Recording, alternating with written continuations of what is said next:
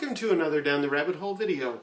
I was about to show my footage from the Portland Retro Gaming Expo 2016. Having done my pickups video, I was saying, oh, where do you see all the stuff from the show?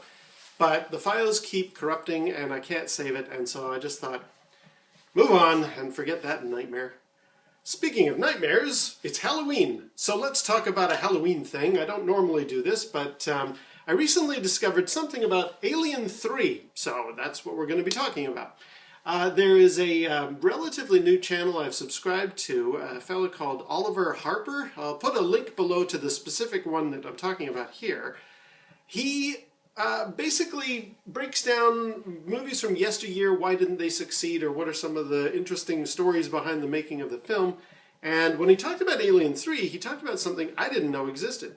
In 2010, when they released the Alien anthology with all of the movies, they had on the disc a thing called Alien 3 The Assembly Cut, which is not what you saw in the theaters. It's actually a lot of the stuff David Fincher originally had planned re-edited back in. I think it was either fan-made or fan-supported. There's a whole bunch of details that Oliver Harper goes into.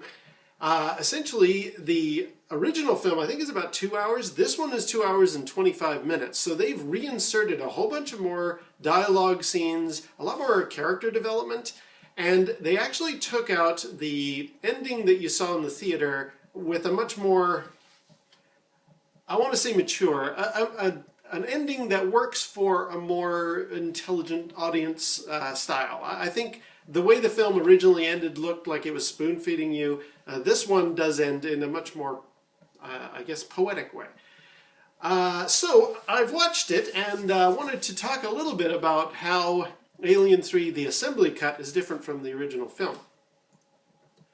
Now, I've never been a huge fan of Alien 3. I remember when I saw it in the theater, I just thought, it stumbles a lot. And I'm going to be comparing that one to this one.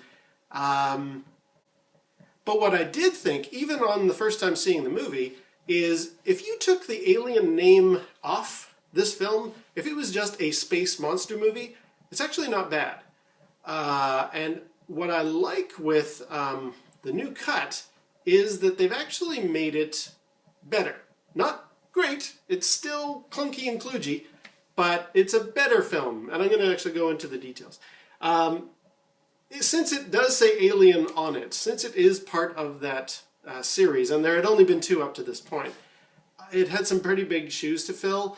Oliver Harper's video goes into a lot of what the original concept was for this film, and it was quite a wacky idea originally. Instead of a colony with prisoners on it, it was going to be this giant wooden planet full of priests.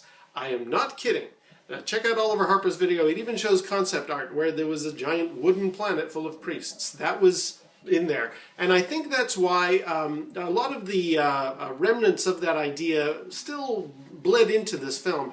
You do have this religious cult element to it. The Charles Dutton character, Dylan, he's always like speaking to the brethren in a priestly way. So it's like, okay, so that stuff kind of remained through to the final film. But not knowing that and just seeing this film, it was a real change of pace, change of scenery. It also didn't make sense, like, especially if you know how the second film ended, how can there be 2 facehuggers on board the ship and they just happen to get onto the escape pod and they just happen to... It didn't make a lot of sense. But again, take out the alien part of it, just make it a space monster movie, it's not bad. So, how does the assembly cut measure up? Now, before I start about Alien 3, I do want to talk about the second movie. What happens is there is a facehugger aboard the Sulaco. How is that possible? In fact, there's 2. And I'm going to be spoiling a lot of how this film is, but it's like over 20 years old. So if you haven't seen it by now, I'm sorry. Anyway, how did a facehugger get on board the Sulaco, and how were there 2? I have a problem with the fact that there are 2. But in the original cut, and in Aliens, if you sit all the way through the credits, listen to the very ending.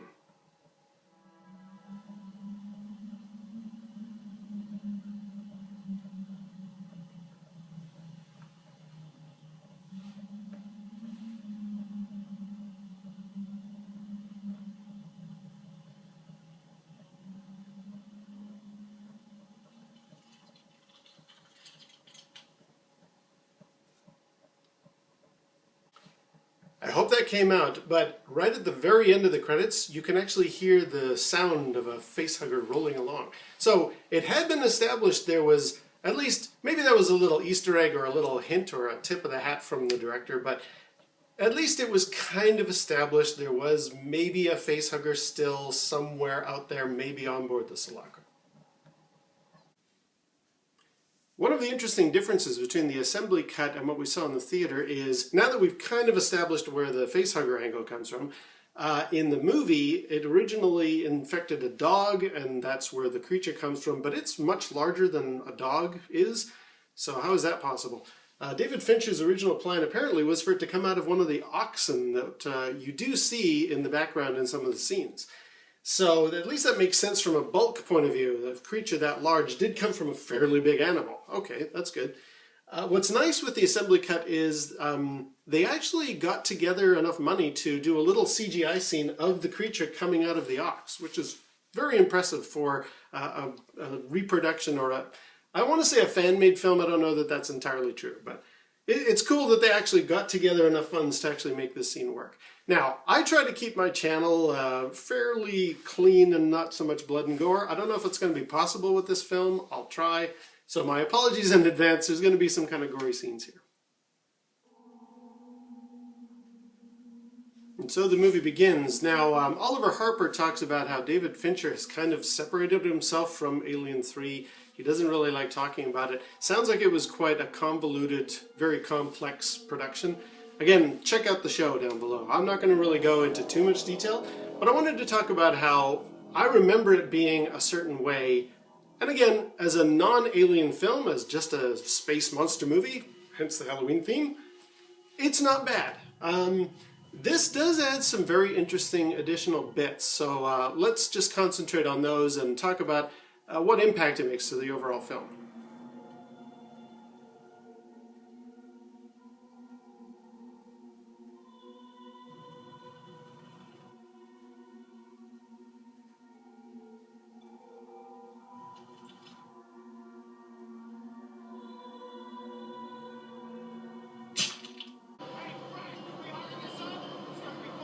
There we go, there's the oxen I mentioned before. Ripley has been rescued. Let's get the escape pod back to the base.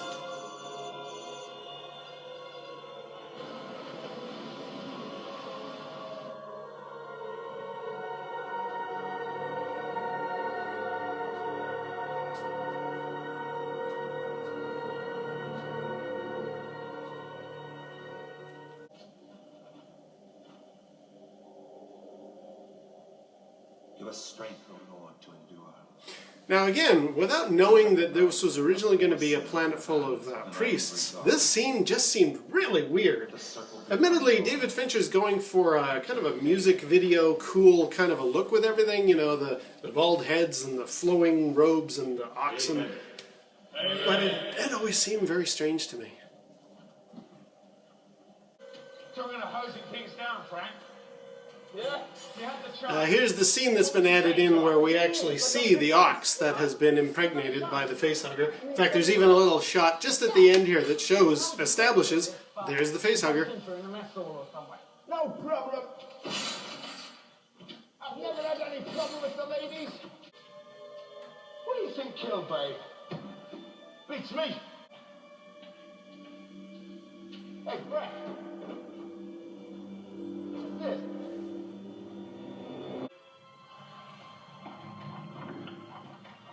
The child and the man have gone beyond our world. They are forever, eternal, and everlasting.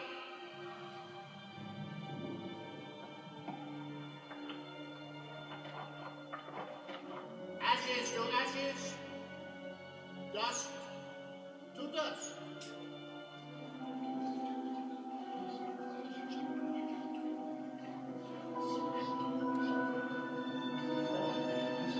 Now what's really good with this extended version is we get a lot more feeling for who all the different convicts are. They really do some nice character development. We're about to find out Dylan is about to find out that a couple of the fellas don't like this guy here. Golek, I think his name is.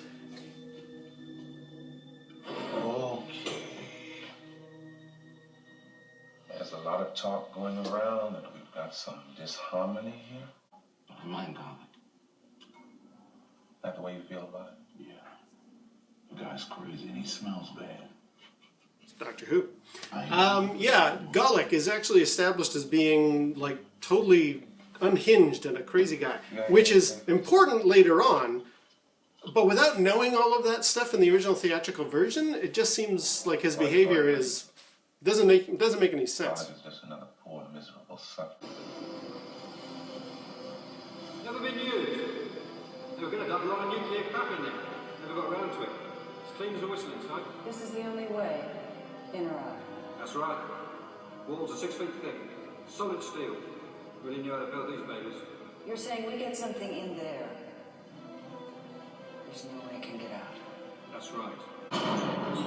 Now what's interesting is in this version, and I know that scene was in the original theatrical cut, Ripley comes across as a lot more of a leader and more of a heroic character. Like in the original version, I guess because of all the cuts, it sounded like she was just sort of giving off half of the time, or saying things like, "Man has enjoyed fire for centuries." It's like, okay, I don't get where you're coming from on that angle. But in this one, they've actually kind of fleshed out not only the convicts, but Ripley herself. She does come across much more of a heroic character.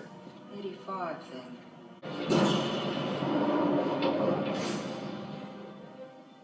Let me get this straight.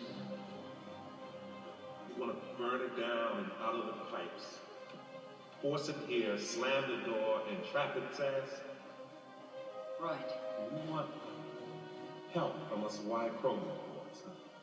You got something better to do? Why should we put our ass on the line for you? Your ass is already on the line. The only question is, what are you going to do about it? Lunatics, you know. Gotta kill it. So again, we're talking about how Garlic is mad.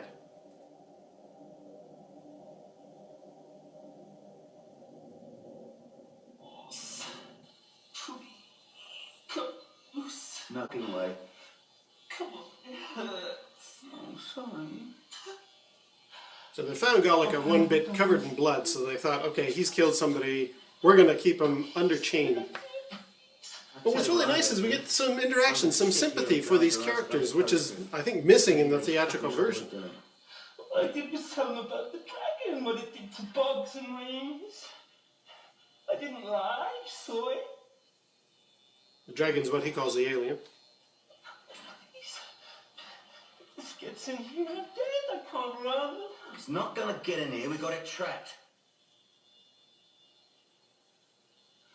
So what's the big deal? Come on, let me fix it. And that sort of seems to imply why, later on, and this is in the theatrical version, Garlic lets it loose. It's kind of like he has some sympathy for it or a worship for it. Again, he's an unhinged character, and that really comes through better in this assembly cut.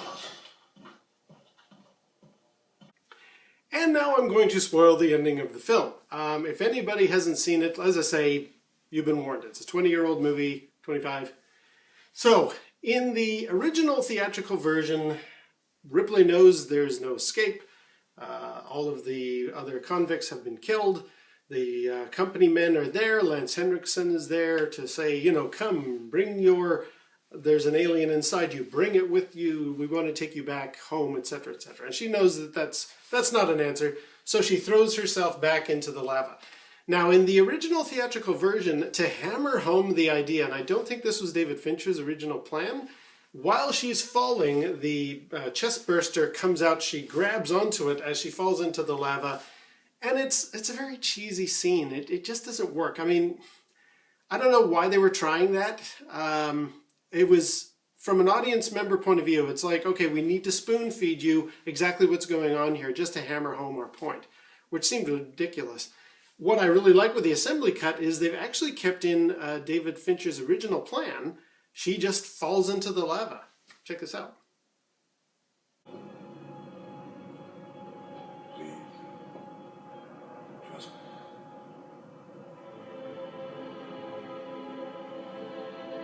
No.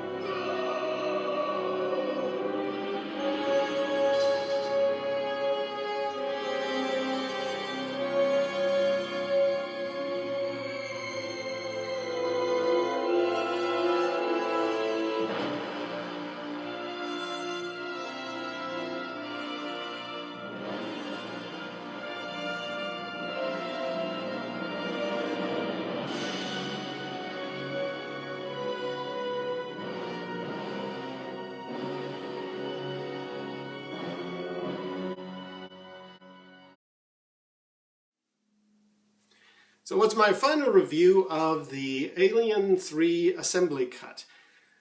Quite an impressive bit of work. Apparently they got a lot of the original actors to come into the studio, re-record some of their dialogue. You saw the CGI alien that was added in from the Ox. That's pretty impressive. But it doesn't really, I mean, it elevates the movie a bit. You've got a lot more sense of who the convict characters are. Ripley does come across as a lot more heroic. I like that. I think that's good, but honestly, the film still suffers. I mean, the CGI for the alien in a lot of the sequences, especially toward the end where they're trying to trap him, they just look really, really poor.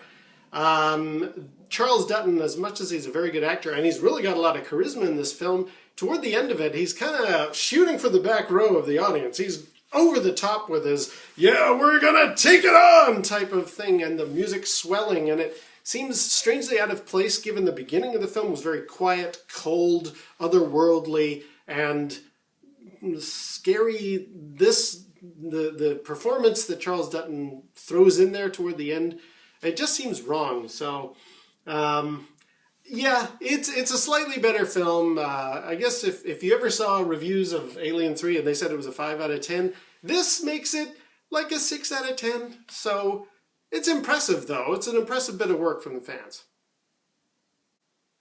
And until next time, we'll see you down the rabbit hole.